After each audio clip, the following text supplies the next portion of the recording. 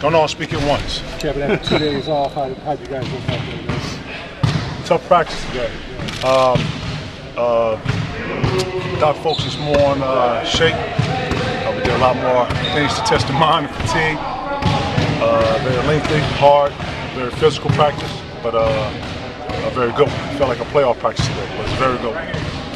Did you guys get what you think you needed out of your trip? I think so. We bonded really well in this trip, man. A lot of good things came out of this trip. Obviously, from a competition standpoint, seeing different looks from offensive sets and different styles of play.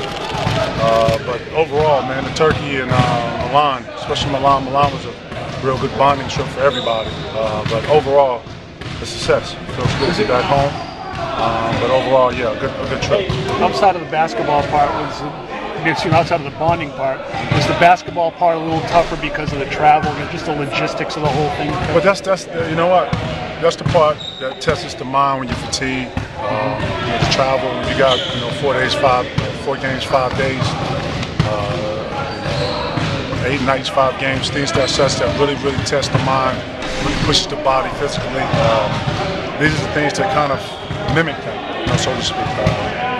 For the young guys who obviously are rookies and guys who are trying to make the team, you kind of see where they're at. Veterans were kind of used to it. For the most part, man, like I said, it was a very good trip. How different is it, Kevin, when you have Sullinger with that first group as opposed to Brandon? As far as what? What do you mean? Well, as far as just your role when you're on the floor with Brandon as opposed to your role when you're on the floor with Sullinger, how different is that? No, it's not. I mean, as far as personnel, Brandon's more pick and pop. Sullinger's going to dive a little more. He's going to roll a little more. He's going to the basket. Obviously, Brandon's a gutty veteran. Sully's a very intelligent player. Very high IQ basketball.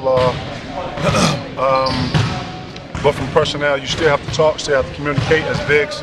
We have to talk to the guards and that such. So as far as responsibility, it doesn't change. The bigs are always in continuous talk and communication with each other. But when it comes to different strategies and things that we have in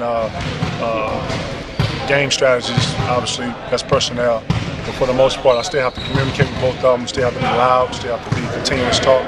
So it's not that big of a change, but the personnel does change for them too versus picking them out. For young guys, that's something you got to really prod them to do, to communicate more so for young guys. Well, usually when you do it yourself, they actually mimic you when they're watching everything you do.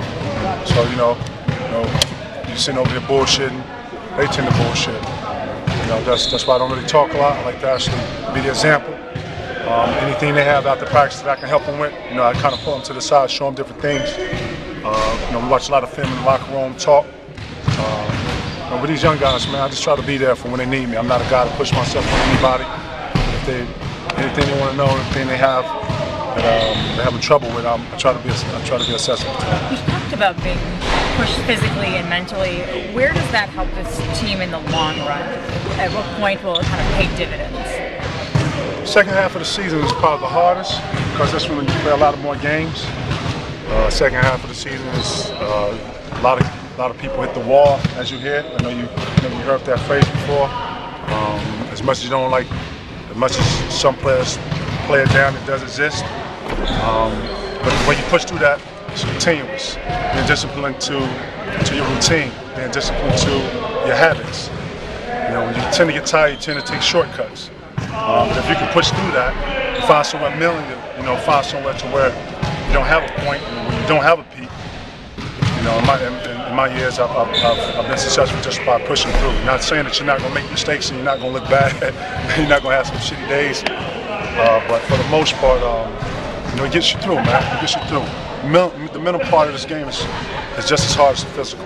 Kevin, considering what injuries and just roster did for you guys last year, does it feel good having having more big guys around you now to work with, just that are going to be able to help in the rotation? Are going to be able to help in the rotation. It feels good to have a lot more guys that are not just talented, but that have high IQs, that know how to play basketball. That just don't have to really, point blank tell things and say this is white, this is black. That know how to play the gray areas, respond to just basketball. It feels good to have a lot of guys that can play the game.